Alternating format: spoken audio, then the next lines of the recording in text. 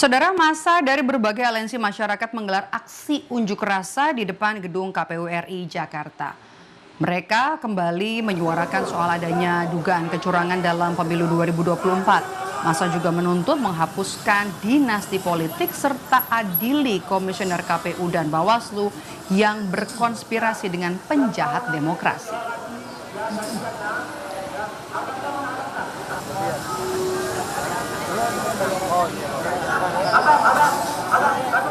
Dan saya tanyakan hari ini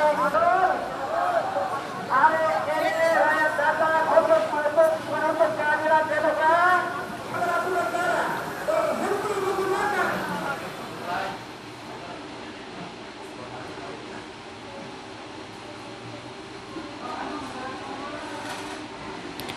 Ya, untuk mengetahui kondisi terkini dari aksi unjuk rasa massa di depan gedung KPU sudah terhubung bersama dengan jurnalis Kompas TV ada Brian Jabli di bagian luar dari kantor KPU RI. Brian, selamat sore. Bagaimana Anda bisa gambarkan kepada kami kondisi di depan kantor KPU, bagaimana arus lalu lintas di sana dan juga apa saja yang menjadi tuntutan massa?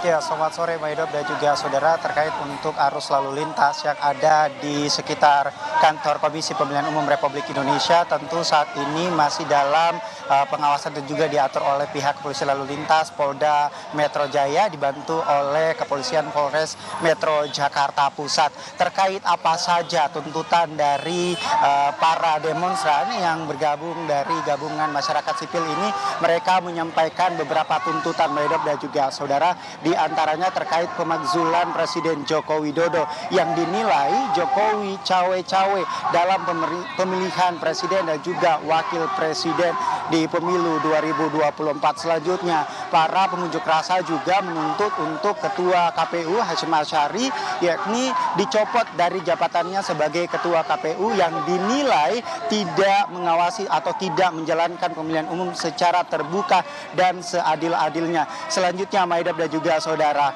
para demonstran juga menuntut agar Bawaslu sebagai badan pengawasan pemilu di 2024 menuntut agar benar-benar memihak kepada rakyat, agar tentunya siapapun yang terpilih menjadi presiden dan wakil presiden tentu akan diterima oleh seluruh masyarakat Indonesia dengan catatan adil, jujur, dan juga terbuka seperti itu.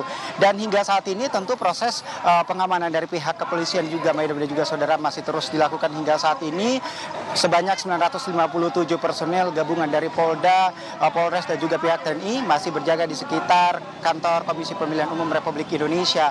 Dan juga untuk di lokasi tempat kami melaporkan saat ini, pihak kepolisian atau pengamanan juga memasang kawat berduri, tembok pembatas agar massa tidak bisa masuk di halaman atau kantor Komisi Pemilihan Umum Republik Indonesia. Seperti itu, kembali ke Anda, Maidop. Ya, baik, terima kasih Brian Jabli melaporkan kondisi terkini di depan atau juga di sekitar gedung KPU RI di kawasan Menteng, Jakarta. Terima kasih, Brian.